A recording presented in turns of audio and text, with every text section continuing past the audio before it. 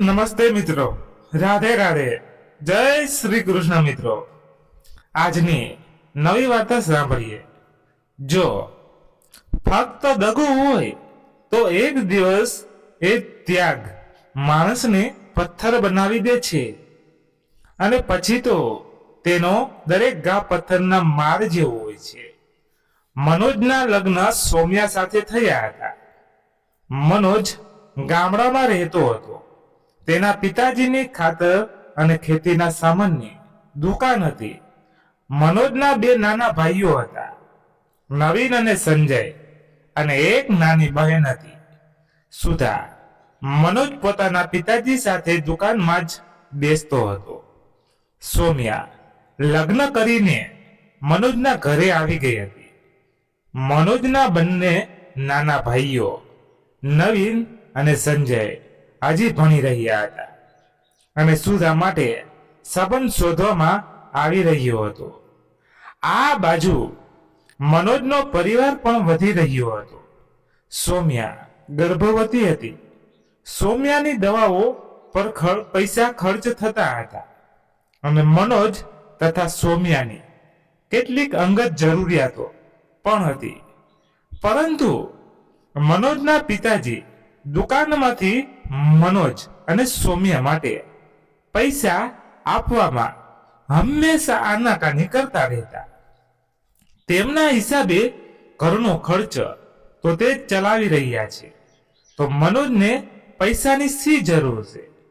અને આમાં પણ દુકાન અત્યારે કઈ ખાસ ચાલી રહી નથી. તેમના 3 બાળકો હજી બાકી છે અને અત્યારે સૌથી પહેલા દીકરીના લગ્ન જરૂરી છે.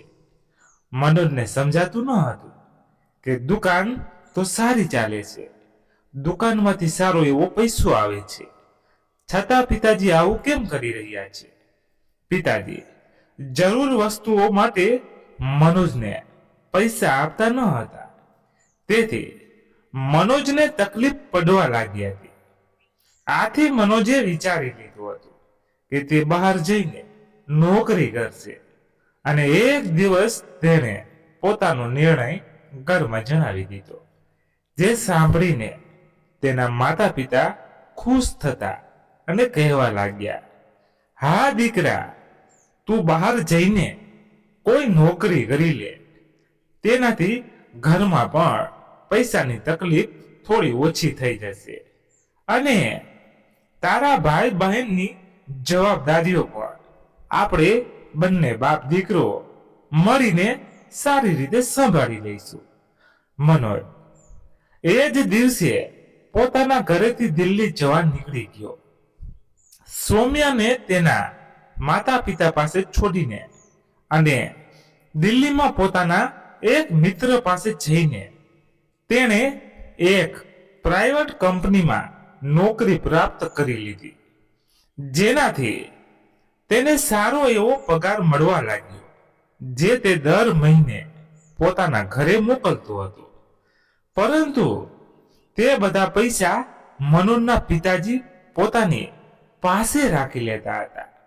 સૌમ્યાને જે તકલીફ પહેલા હતી એ જ તકલીફ હજુ પણ હતી.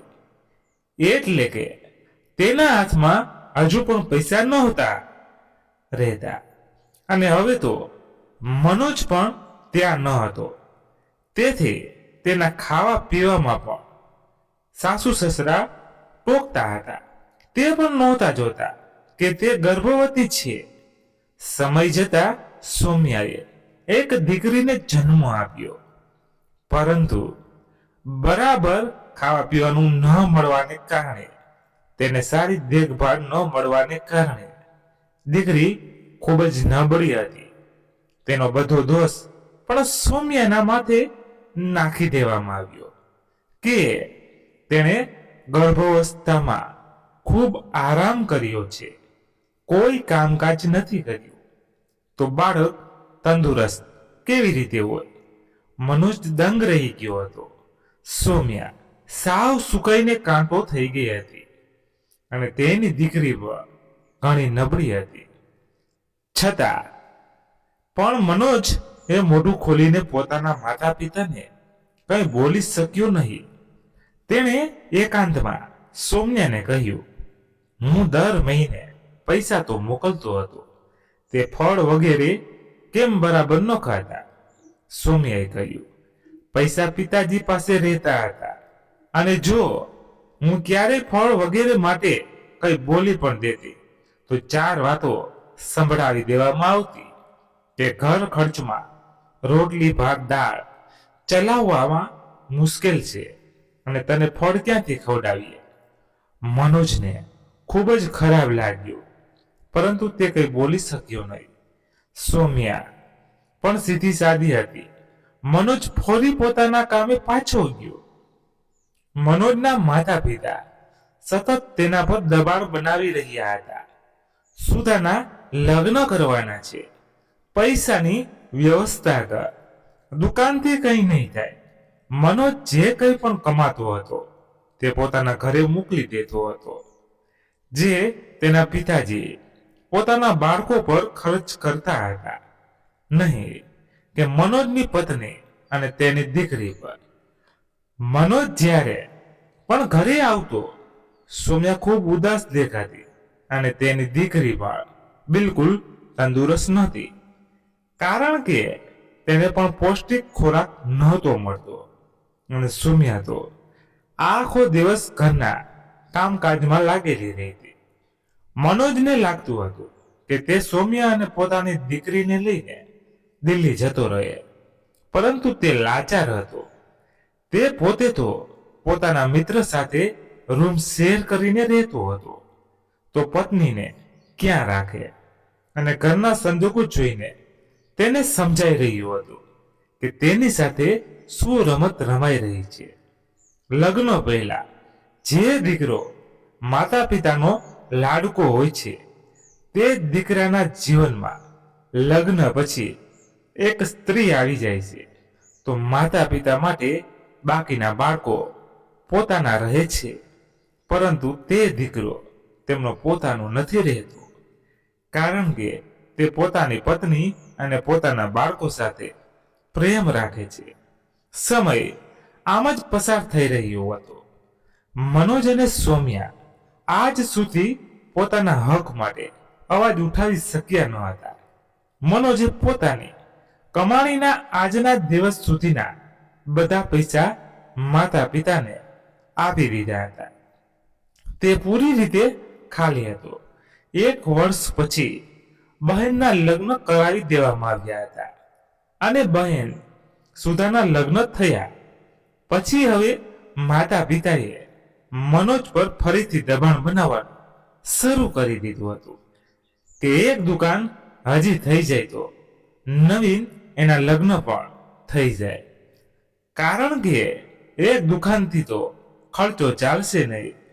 મનોજે ફરીથી ગધેડાની જેમ મજૂરી કરવાનું શરૂ કરી દીધું, અને ઘરમાં જ નવીન માટે એક બીજી દુકાન ખોલાવી દેવામાં આવી, અને પછી નવીનના પણ લગ્ન થઈ ગયા. સૌમ્યાની દીકરી હવે સ્કૂલે જવા જેવડી થઈ ગઈ હતી. સૌમ્યા ઈચ્છતી હતી કે ગામમાં જે કોવિડ સ્કૂલ છે, દીકરીનું એડમિશન એ જ સ્કૂલમાં કરાવવામાં આવે, પરંતુ સાસુ સસરાએ સાફ ના પાડી દીધી. જેટલી ચાદર હોય એટલા જ પગ ફેલાવવા જોઈએ. આપણી હેસિયત નથી એ કોમેન્ટ સ્કૂલની ફી ભરવાની, એટલે ચૂપચાપ બાજુની સ્કૂલમાં દીકરીને દાખલ કરી દે. સૌમ્યાએ મન મારીને બાજુની સ્કૂલમાં જ દીકરીને દાખલ કરી દીધી. પરંતુ સૌમ્યા અને મનોજને બધું જ દેખાઈ રહ્યું હતું. 4 વર્ષ પછી નવીનનો દીકરો પણ સ્કૂલે જવા જેવડો થઈ ગયો, અને નવીને પોતાના દીકરાનું એડમિશન તે જ કોમેન્ટ સ્કૂલમાં કરાવ્યું, જાણે હવે પૈસાની કોઈ તકલીફ જ ન હોય. જ્યારે મનોજે આ વિશે માતા પિતાને કહ્યું તો તેમણે કહ્યું તેણે પોતાની દુકાનના પૈસાથી પોતાના દીકરાનું એડમિશન કરાવ્યું છે, તેમાં અમે શું કરી શકીએ? આ વખતે સૌમ્યા અને મનોજની સહન શક્તિ ને હદ આવી ગઈ. મનોજે કહ્યું, જો હું પણ તો દર મહિને પૈસા મોકલું છું. તો તેના પિતાજીએ સાફ કહી દીધું, તો તારા બાળકોને પણ તો અમે જ પાડીએ છીએ ને. જ્યારે કે ઘરમાં બધાનું જમવાનું એક સાથે બનતું હતું અને પિતાજીની દુકાન પર બધાનો બરાબરનો હક હોવો જોઈએ. ઉપરથી મનોજ પોતાની કમાણીના બધા પૈસા પણ પોતાના પિતાજીને આપી દેતો હતો. છતાં આજે તેમણે આટલી મોટી વાત કહી દીધી. એક દીકરો જેની દુકાન પણ મનોજે ગધેડાની જેમ મજૂરી કરીને ખોલાવી હતી, તેની કમાણીથી તેના પોતાના બાળકો અને પત્ની માટે સારી જિંદગી ચાલી રહી હતી. અને બીજો દીકરો છેલ્લા 10 વર્ષથી ગધેડાની જેમ મજૂરી કરી જતો હતો અને તેના પત્ની બાળકો એક એક વસ્તુ માટે તરસી રહ્યા હતા. આજે મનોજને પોતાની જાત પર ખૂબ ગુસ્સો આવી રહ્યો હતો અને તેણે કોઈ મોટો નિર્ણય લેવાનું વિચારી લીધું હતું. પરંતુ તેને થોડો સમય તો લાગત ને છેવટે સૌમ્યાને લઈને થઈ જાય તો ક્યાં રાખે. આ દરમિયાન પિતાજીને સંજયના લગ્નનું વિચાર્યું અને તેના માટે પણ દુકાન ખોલવાની જીદ કરવા લાગ્યા. મનોજે આ વખતે પોતાના હાથ ઊંચા કરી દીધા અને કહ્યું, આખા ઘરની જવાબદારી મારી નથી. મારી પાસે હવે કંઈ બચ્યું નથી અને ન તો મારામાં એટલી શક્તિ છે. આટલા વર્ષોથી અહીં પૈસા આપી રહ્યો છું અને તેનું પરિણામ પણ જોઈ લીધું. હું પાગલ નથી.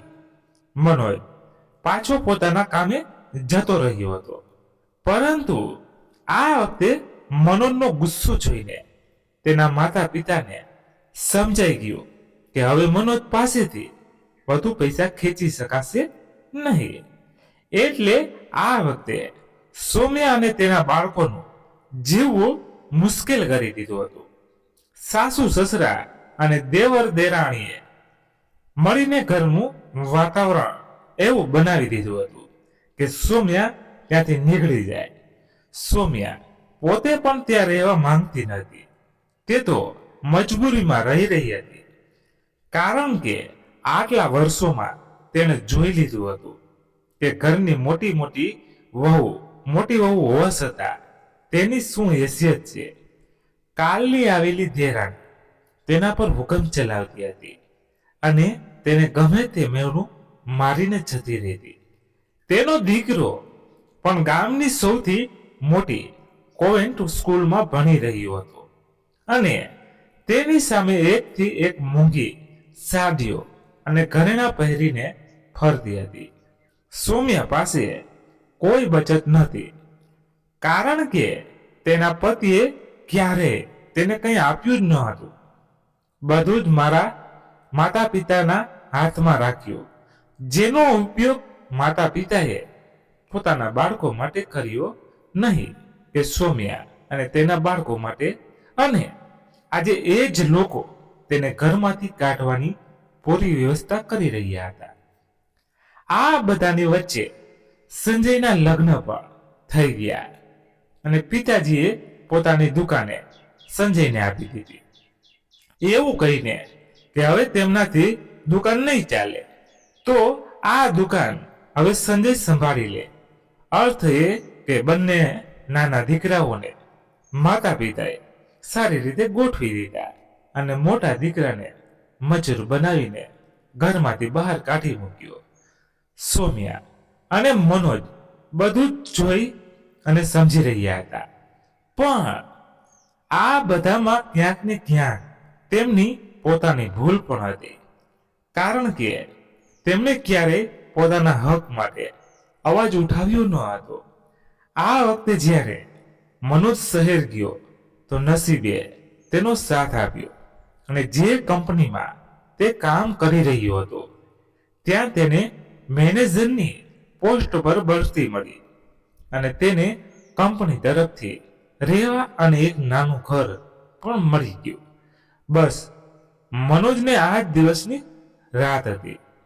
તેણે જણા પણ વાર ન લગાવી સૌમ્યા અને પોતાના બાળકોને લઈને શહેર આવી ગયો. હવે મનોજે ઘરે પૈસા મોકલવાના બંધ કરી દીધા હતા. માતા પિતાના ફોન કરીને બાળકમાં રીતે બ્લેકમેલ કરતા હતા. માં એવું કહેતી કે હવે તો તારા પિતાજી કામ પણ નથી કરતા, ઓછામાં ઓછું માતા પિતા માટે તો કંઈક મોકલ, છેવટે અમારો ખર્ચો કેવી રીતે ચાલશે? તો મનોજ સાફ કહેતો, દુકાન તો પિતાજીની છે તો સારી ચાલતી. દુકાન પોતાના નાના લાડકાને આપી દીધી અને એક દુકાન જે મારી પાસે ગધેડાની જેમ મજૂરી કરાવીને ખોલાવી હતી તે પોતાના વચ્ચે લાડકા દીકરાને આપી દીધી. શું એ બંને દીકરાઓની કોઈ ફરજ નથી? શું તે બંને દીકરાઓ મળીને પણ માતા પિતાનો ખર્ચ નથી ચલાવી શકતા? પણ પિતાજીની દુકાન કેટલી સારી ચાલતી હતી એ વાત મારાથી સારું કોઈ નથી જાણતું. પિતાજી પાસે સારી એવી બચત બેંકમાં પડી છે એ વાત પણ મને સારી રીતે ખબર છે. તો મને ભાવનાત્મક રીતે બ્લેકમેલ કરવાનો પ્રયત્ન હવે પછી ન કરતા. માતા પિતાને હવે સમજાઈ ગયું હતું કે હવે મનોજ તેમના ઝાંસામાં આવવાનો નથી. તેથી હવે વાતચીત લગભગ બંધ થઈ ગઈ હતી. મનોજનું દિલ તૂટી ગયું હતું. કારણ હતું છેલ્લા 10 વર્ષમાં જે કંઈ પણ તેની સાથે થયું હતું. નવીન અને સંજય માના લાડકા છે એ વાત તો તેને પહેલાથી જ ખબર હતી. અને સુધા તેની નાની બહેન, તે તો પોતાના માતા પિતાની એકમાત્ર દીકરી છે તો તેનું લાડકી હોવું તો સ્વાભાવિક છે. પરંતુ મનોજના માતા પિતા તેની સાથે કોઈ ખાસ લગાવ નહોતા રાખતા. ખાસ કરીને તેના લગ્ન થયા પછી. ખબર નહીં માતા પિતા આવું કેમ કરે છે. મનોજ માટે આ કોઈ નવી વાત નહોતી, કારણ કે મનોજે પોતાના દાદા દાદીને પણ આમ કરતા જોયા હતા. દાદા દાદીએ પણ તેના મોટા કાકીને દૂધમાંથી માખીની જેમ કાઢીને ફેંકી દીધા હતા. અને મનોજના પિતાજીને જે તેમના લાડકા દીકરા હતા તેમને પોતાનું બધું જ સોંપી દીધું હતું. અને હવે એ જ ખાનદાની પરંપરા મનોજના માતા પિતા નિભાવી રહ્યા હતા. અને મનોજે આવું પોતાના ગામમાં બીજા ઘરોમાં પણ થતા જોયું હતું. બસ ફરક એટલો હતો કે કોઈ ઘરમાં મોટા દીકરા પાકા થતા હતા તો કોઈ ઘરમાં નાના દીકરા. પણ કોઈને કોઈ દીકરો પારકો જરૂર થતો હતો. ખાસ કરીને એ દીકરો જે ગામ છોડીને નીકળી ગયો. પરંતુ મનોજ તો ગામ છોડીને નીકળ્યો પણ નહોતો, પરંતુ તેને નીકળવા પર મજબૂર કરવામાં આવ્યો હતો. મનોજ અને સૌમ્યા હવે શાંતિથી જીવવા માંગતા હતા. હવે મનોજ પોતાની કમાણીના પૈસા પોતાની જરૂરિયાતો પર ખર્ચ કરતો હતો. તેણે પોતાના બાળકોનું સારી સ્કૂલમાં એડમિશન કરાવી દીધું હતું. સમયનું પડ્યું આમ જ ફરી રહ્યું હતું. 10 વર્ષ હજી વીતી ગયા હતા. આ દરમિયાન મનોજની માનું અવસાન થયું તો મનોજ અને સૌમ્યા ગામડે ગયા. બધી વિધિ પૂર્ણ થઈ ગયા પછી મનોજે જાણી જોઈને માના ઘરેણાની વાત ઉઠાવી હતી.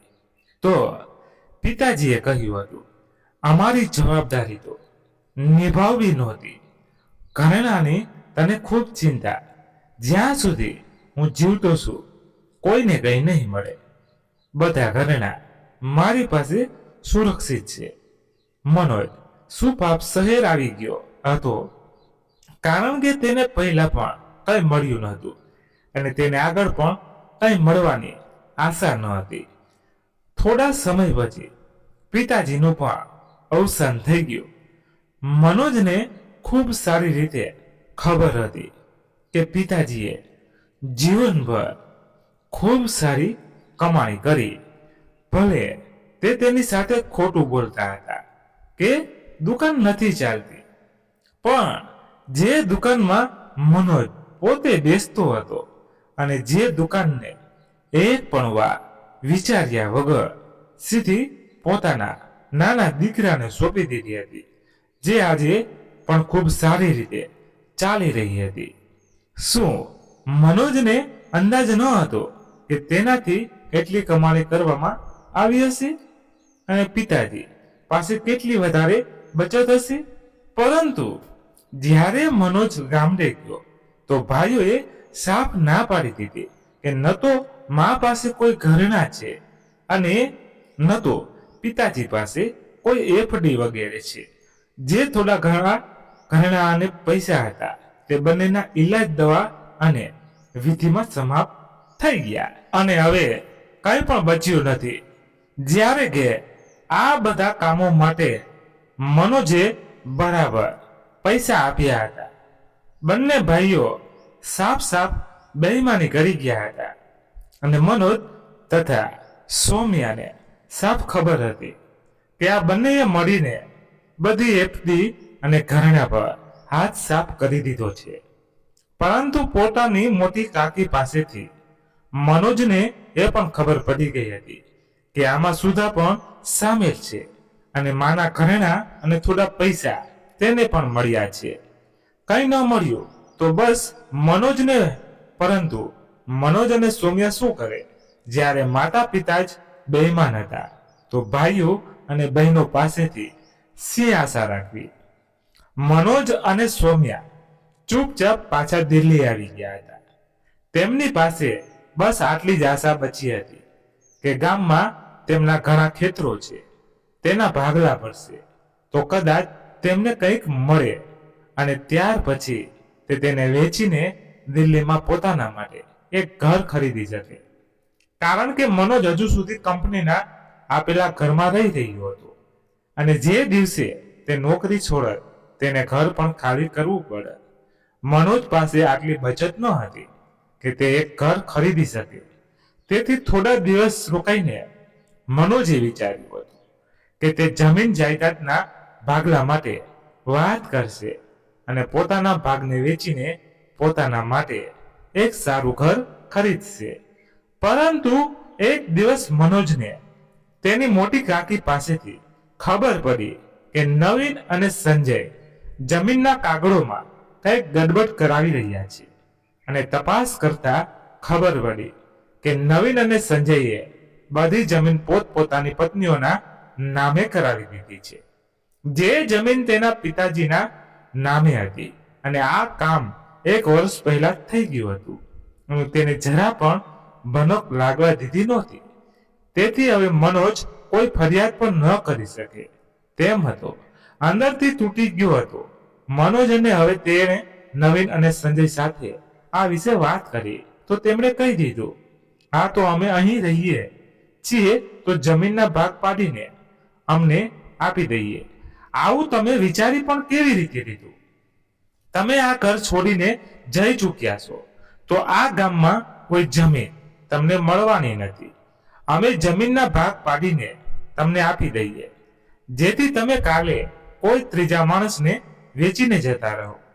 અમને પાગલ સમજ્યા છે કે શું? ભૂલી જાઓ જમીનને. મનુષ્ય કહ્યું, તમને લોકોને શરમ નથી આવતી? મારી કમાણીનો ખૂબ મોટો મેં તમારા લોકો પર ખર્ચ કર્યો છે અને તમે લોકોએ મારી સાથે આટલી બેઈમાની કરી. પિતાજીની બધી એફડી રાખી લીધી, માના બધા ઘરેણાં રાખી લીધા અને હવે જમીન પણ પડાવી દીધી. જરા પણ શરમ નથી આવતી તમને લોકોને? પરંતુ તે લોકોએ બેશરમીથી જેમ વાતો કરીને ફોન કાપી નાખ્યો. મનોજે સુધાને ફોન કર્યો કારણ કે મોટી કાકીએ જણાવ્યું હતું કે એક જમીન સુધાના નામે પણ કરવામાં આવી છે. સુધાએ પણ પોતાના જ ભાઈને 2-4 આડી અવળી વાતો સંભળાવી દીધી. કારણ કે તેને ઘરેણાં, એફડી અને જમીન બધાયમાં કંઈક ને કંઈક ભાગ મળ્યો હતો તો તેણે તો પોતાના બેઈમાન ભાઈઓનો સાથ આપવાનો જ હતો.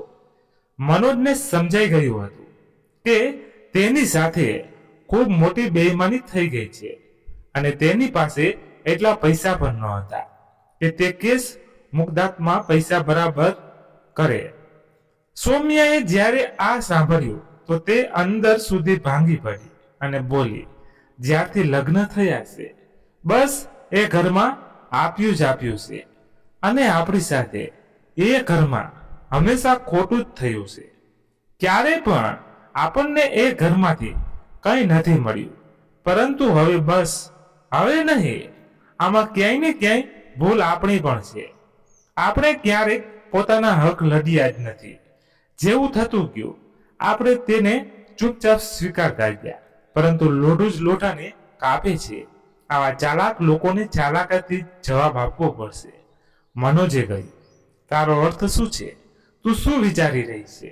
સૌમ્યાએ કહ્યું, જે રીતે તે લોકોએ બેઈમાનીથી બધા ઘરેણા પડાવી લીધા, બધી એફડી પડાવી લીધી, બધા ખેતર પડાવી લીધા, હવે આપણે પણ બેઈમાની પર ઉતરવું પડશે. મનોજ બોલ્યો, તું કહેવા શું માંગે છે? સૌમ્યાએ કહ્યું, જે ઘરમાં તમારા બંને ભાઈઓ રહે છે એ જ ઘરમાં બંનેની દુકાનો છે અને તે આખું ઘર અને દુકાન પિતાજીના નામે જ છે. મને નથી લાગતું કે તેનું કોઈ નામ ટ્રાન્સફર થયું છે, કારણ કે તેમને પણ ખબર હતી કે આપણે તેના ભાગલા તો ક્યારેય નહીં કરાવીએ. ભાગલા તો ખેતરના જ થશે. આટલે તેમણે ખેતરમાં ચાલાકી કરી અને કારણ કે તે ઘર અને દુકાન ઘણા મોટા છે અને બિલકુલ મુખ્ય રસ્તા પર છે જે ગામને શહેર સાથે જોડે છે, તો તેની કિંમત પણ ખૂબ વધારે છે અને એ જ તેમના જીવન ગુજરાનનું સાધન છે. હવે આપણે તેના પર વાર કરવો પડશે. જે રીતે પૈસા આપીને બેઈમાનીથી તે લોકોએ બધા ખેતર પોતાના નામે કરાવ્યા છે, એ જ રીતે આપણે પણ કરાવીશું અને કોઈને ભનક પણ નહીં લાગે. મનોજે કહ્યું, શું આ કરવું સાચું રહેશે? સૌમ્યાએ કહ્યું, જ્યારે સામેવાળાએ આટલું બધું કરી દીધું અને તેના માટે બધું સાચું હતું, તો આપણા માટે કેમ નહીં રહે? શું આપણા બાળકો નથી? શું આપણા બાળકોનો કોઈ હક નથી? તમે તમારા જીવનના 10 વર્ષની કમાણી તો તમારા પિતાજીના અને ભાઈ બહેનો પર લૂંટાવી દીધી, પોતાની પત્ની બાળકોનો હક મારીને, અને ત્યાર પછી પણ આપણા લોકો સાથે તમારા ભાઈ બહેનોએ આટલી બેઈમાની કરી, કારણ કે તમારા માતા પિતા બેઈમાન હતા અને હવે આપણે બેઈમાનોનો જવાબ બેઈમાનીથી જ આપવો પડશે. આપણે આપણા બાળકોના હક માટે લડવું પડશે, કારણ કે પોતાના હક માટે તો આપણે ત્યારે લડી જ નથી શક્યા. મનોજે ચૂપચાપ અંદર તપાસ કરાવી તો સાથે તે ઘર હજુ સુધી તેના પિતાજીના નામે જ હતું અને ઘરમાં જ દુકાન હોવાથી તે પણ પિતાજીના નામે જ હતી અને તે ઘણો મોટો વિસ્તાર હતો અને રસ્તા પર હોવાને કારણે તેની કિંમત તે ખેતરો કરતા 10 ગણી કરતા પણ વધારે હતી.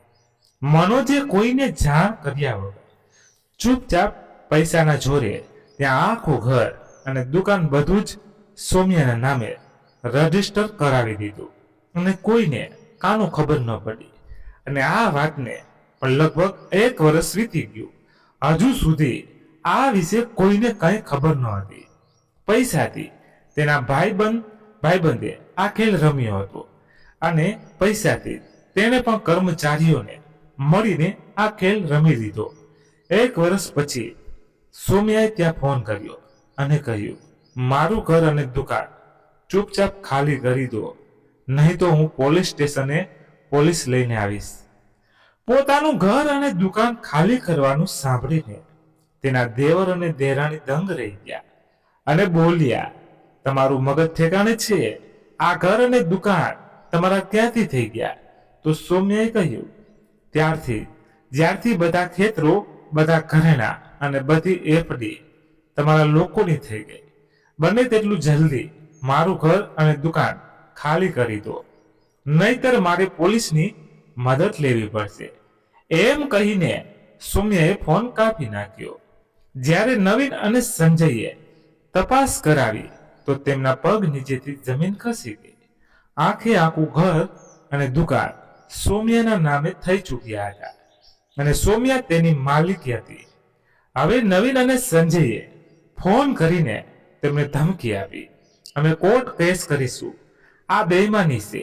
સૌમ્યાએ કહ્યું, કરો કોર્ટ કેસ. જ્યારે કોર્ટમાં એ સાબિત થઈ શકે છે તે બેઈમાનીથી બધું મારા નામે કરાવ્યું, તો એ પણ સાબિત થઈ શકે છે કે ખેતરો પણ બેઈમાનીથી તમે લોકોએ તમારી પત્નીઓના નામે કરાવ્યા છે. કાયદો તમારા માટે અલગ અને અમારા માટે અલગ નથી. અને ત્યારે તો એફડી વાળી વાત પણ ખુલશે કે કેવી રીતે પિતાજીના મૃત્યુ પછી તેમની બધી એફડી તેમના 2 દીકરાઓ અને 1 દીકરીમાં વહેંચાય છે. જ્યારે કે તેમના 4 સંતાનો હતા. એક કેસ પછી બધા પડદા ખુલશે. કેવી રીતે સાસુમાના બધા ઘરેણા ઘરમાંથી ગાયબ થઈ ગયા અને કોની પાસે ગયા? તમને શું લાગે છે? તમે કેસ કરશો, અમે ચૂપચાપ બેસી રહીશું? એક પછી એક પડદો ખોલીશું. આ કેસનો અને એક એક ઈંટના બરાબર ભાગલા કરાવીશું. અત્યારે તો ચૂપચાપ મારું ઘર ખાલી કરો. કેસ જ્યારે થશે ત્યારે થશે. હમણાં તે આખું ઘર અને દુકાન મારા નામે છે અને મને મારું ઘર અને દુકાન ખાલી જોઈએ. અને જો કેસ થાય પણ છે તો એક વિવાદિત મિલકત છે જેને તમે વાપરી નહીં શકો. હું તે આખા ઘર અને દુકાનને સીલ કરાવી દઈશ, પરંતુ તમને વાપરવા નહીં દઉં. તમને 2 દિવસોનો સમય આપું છું, નહીતર 2 દિવસ પછી તમને જબરજસ્તી ત્યાંથી ધક્કા મારીને કઢાવીશ. નવીન અને સંજયને કંઈ સમજાતું નહોતું કે તે શું કરે, કારણ કે દુકાન મુખ્ય રસ્તા પર હોવાને કારણે સારી ચાલતી હતી. અંદર ખેતરોમાં દુકાન ખોલીને તે શું કરે, અને ગામમાં તરત જ બીજું ઘર અને દુકાન લેવા સહેલા નહોતા. ચાલતી દુકાનને બંધ કરી દેવી પણ સહેલી નથી. એ જ તેમની રોજીરોટી હતી. ઉપરથી રહેવાનું પણ બીજું કોઈ ઠેકાણું નહોતું અને તે સારા એવા મોટા ઘરમાં આરામથી રહેતા હતા. તેટલું મોટું ઘર ફરીથી એટલી સુવિધાઓ સાથે બનાવવું તેમના માટે શક્ય ન હતું, કારણ કે તેમને ખૂબ સારી રીતે ખબર હતી કે તે ઘર અને દુકાનની કિંમત તે ખેતરોની કિંમત કરતાં ખૂબ વધારે છે. અને તેમણે એ પણ ખબર હતી કે કેસ મુકદ્દમો કરવા માટે આટલો જલ્દી નિર્ણય નથી આવતો. વર્ષોના વર્ષો આ મુકદ્દમામાં ચાલતા રહે છે. અને જો તે દુકાન માટે કેસ કરે તો મનોજ પણ ખેતરો માટે કેસ કરે, તો ન તો તેમની દુકાનો બચત, ન તો ખેતરોમાં તે ખેતી કરી શકાય. બધું જ વિવાદિત થઈ જાય. મનોજ તો પોતાની નોકરી કરતો અને પોતાની જિંદગી આરામથી પસાર કરતો, પરંતુ તેમની રોજીરોટીનું સાધન છીનવાઈ જાય. અને જો બેંકમાં થયેલા ફ્રોડની વાત ખુલી જાય કે કેવી રીતે તે લોકોએ પિતાજીના ખાતાના પૈસા 3 ભાગમાં વહેંચ્યા છે, ચોથા બાળકનું નામ હટાવીને, તો ત્યાં પણ તેમના ફસાવાના પૂરા ચાન્સ હતા. તેથી તેમણે સમાધાન કરવામાં જ પોતાની ભલાઈ સમજી અને ફોન કરીને સમાધાનની વાત કરી.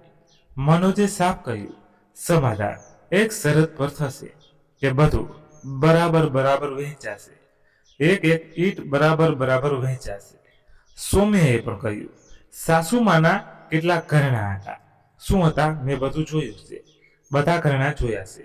પહેલા બધા ઘરેણા બરાબર વહેંચ્યા છે.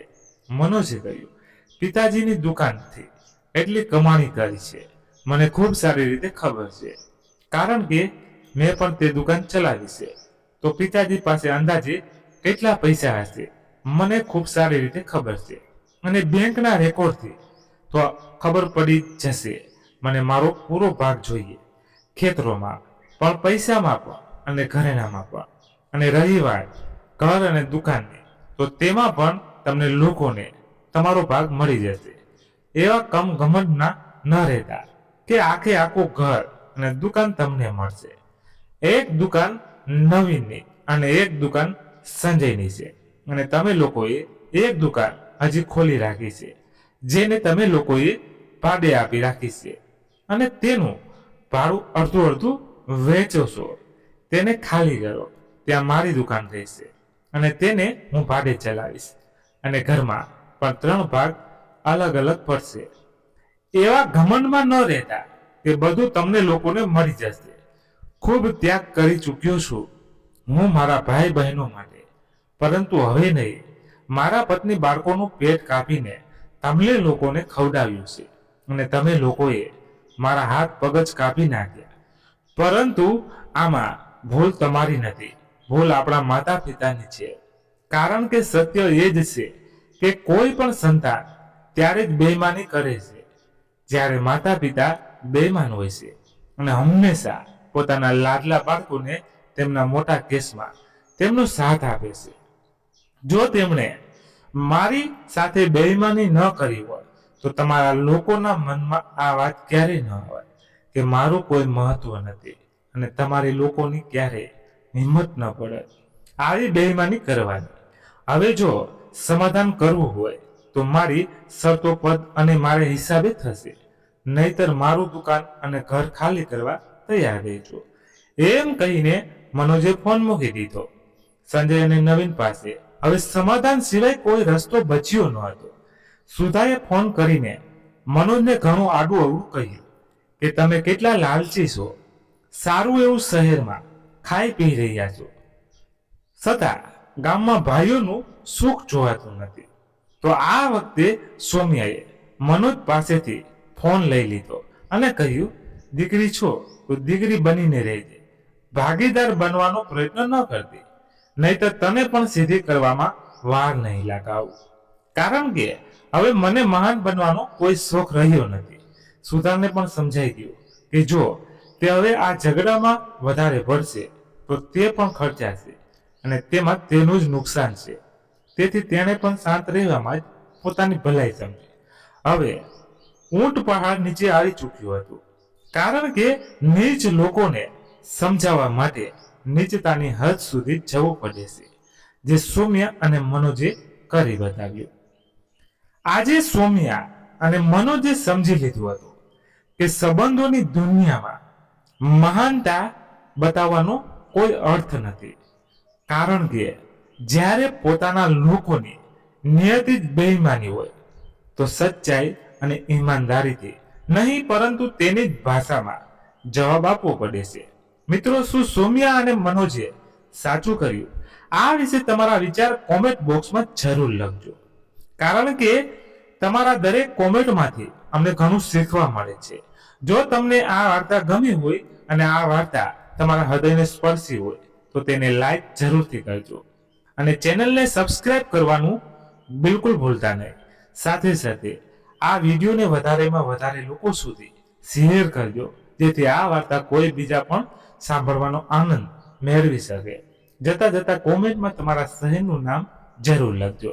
મને ખરેખર બહુ આનંદ થાય છે એ જાણીને કે અમારો વિડીયો દુનિયાના ક્યાં ક્યાં ખૂણે પહોંચી રહ્યો છે. તો એકવાર જરૂર કરજો. ધન્યવાદ. ફરી મળીએ નવી વાર્તા સાથે. ત્યાં સુધી તમારા પરિવાર સાથે, મિત્રો સાથે ખુશખુશાલ રહો. જય હિન્દ, જય ભારત.